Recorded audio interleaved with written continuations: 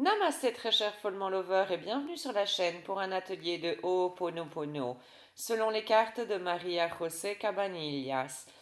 Alors Ho'oponopono est une technique hawaïenne ancestrale de résolution de problèmes. La peur, en hawaïen makahu. Derrière chaque peur, il existe un désir. Pose-toi la question: que ferais-je si je n'avais pas peur? Normalement, on y répond assez rapidement. Au final, derrière chaque peur existe donc un désir. Mais que craignons-nous et désirons-nous en même temps? C'est comme si nous étions possédés sans le savoir.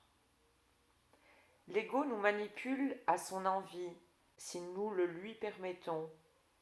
Et il le fait à partir de la peur, de la culpabilité, du doute, de la colère, des émotions qui nous demandent énormément d'énergie.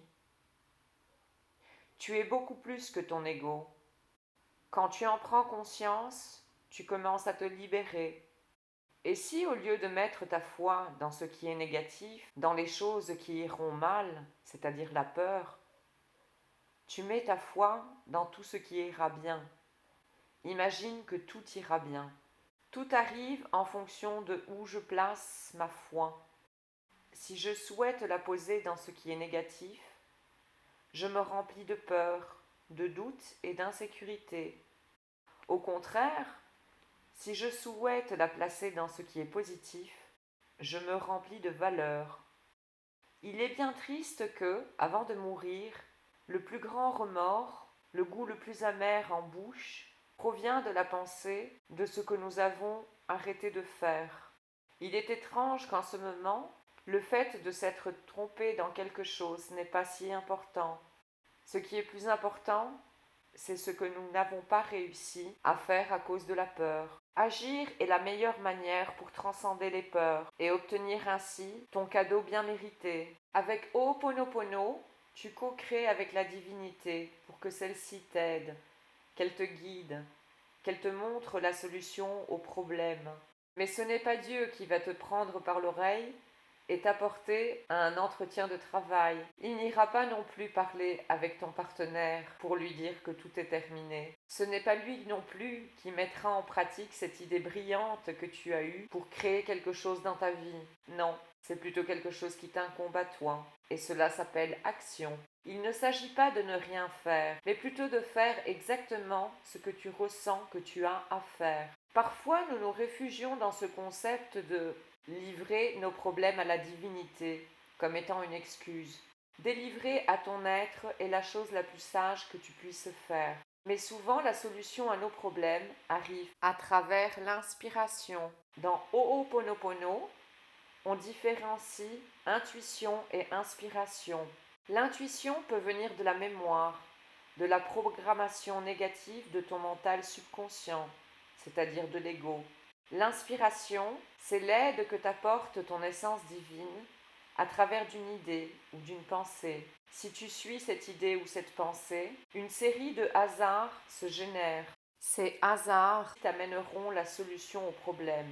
C'est une pensée qui te fait du bien. C'est quelque chose qui te dit que tu dois aller par là. Tout le mental n'est pas égaux. Dieu te parle aussi à travers la pensée. En parlant d'inspiration, beaucoup de personnes demandent lors des ateliers: comment connaître le but de ma vie, le chemin que mon âme a choisi de suivre durant cette réincarnation? Lorsque nous nous réincarnons, nous avons une amnésie totale. Nous ne savons plus qui nous sommes, ni pourquoi nous sommes venus ici. Mais une partie de toi le sait. Elle se rappelle de ce but de la vie. Ton être, ta divinité intérieure sait quel talent inné tu as.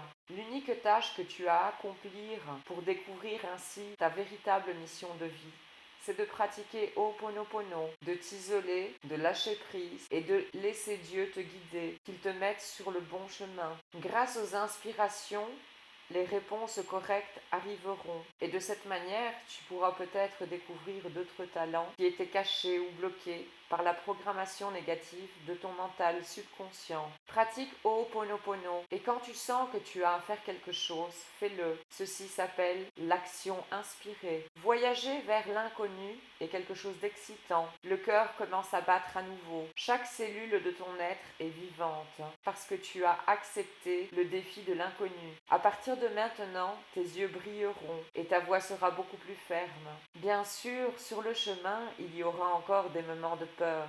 Tu ne seras pas sûr que tous tes désirs seront accomplis, bien que, quand tu choisis de suivre ton ressenti, l'échec est impossible. Peut-être que les choses ne se passeront pas comme tu l'avais pensé, mais elles seront encore meilleures. Peut-être que ton chemin prendra une toute autre tournure, parce que ton but peut changer, tu peux changer. C'est fantastique. Quel problème y a-t-il? Ceux qui savent marcher tracent leur chemin en marchant.